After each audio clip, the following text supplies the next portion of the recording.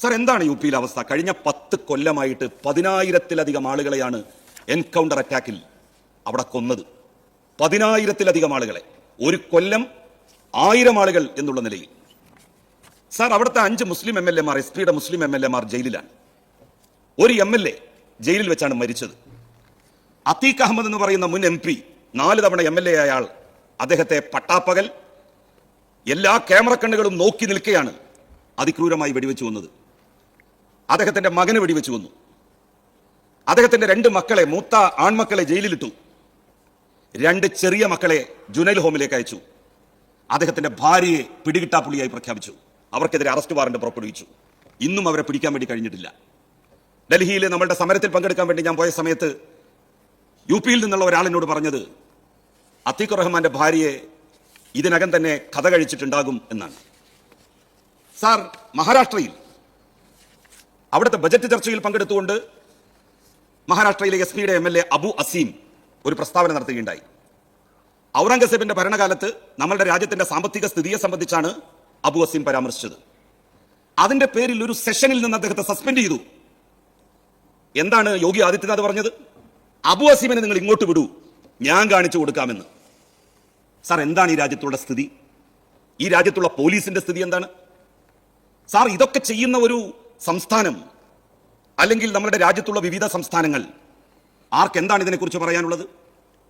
Sir, രാജസ്ഥാനിൽ ഒരാളെ raid നടത്തി പിടിക്കാൻ വേണ്ടി ചെന്ന പോലീസ് ഒരു പിഞ്ചു കുഞ്ഞിനെ ചവിട്ടിക്കൊന്നു. ആരെങ്കിലും ചോദിച്ചോ? അവിടുത്തെ മുഖ്യ പ്രതിപക്ഷ കക്ഷിയായ കോൺഗ്രസ് ആ വീട്ടിലൊന്ന് പോയോ? നേതാക്കന്മാര്, മുസ്ലിം ലീഗിന് 3-4 MP-മാരില്ലേ? ആരെങ്കിലും ഒരാളെ രാജസ്ഥാനിലേക്ക് പറഞ്ഞയച്ചോ?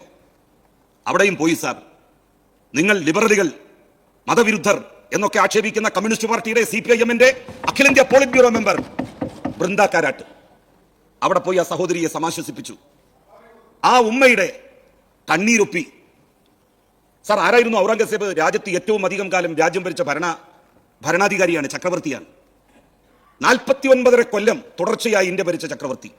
ആ ചക്രവർത്തിയുടെ കാലത്തുണ്ടായ സാമ്പത്തിക പുരോഗതിയെ സംബന്ധിച്ച് ബജറ്റിന്റെ ചർച്ചാവേളയിൽ ഒരു പരാമർശം നടത്തിയതിനാണ് രാജ്യദ്രോഹി എന്ന് അബു അസീമിനെ വിളിച്ചത്. സാർ, നമ്മളുടെ രാജ്യത്ത് 10,000-കണക്കിന് മുസ്ലിം ചെറുപ്പക്കാരാണ്.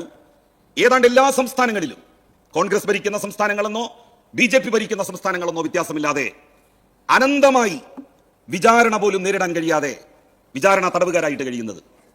ഈ ഇന്ത്യ മഹാരാജ്യത്ത്, കേരളത്തിൽ അങ്ങനെ ഒരൊറ്റയാളെ നിങ്ങൾക്ക് കാണിച്ചു തരാൻ വേണ്ടി കഴിയൂ?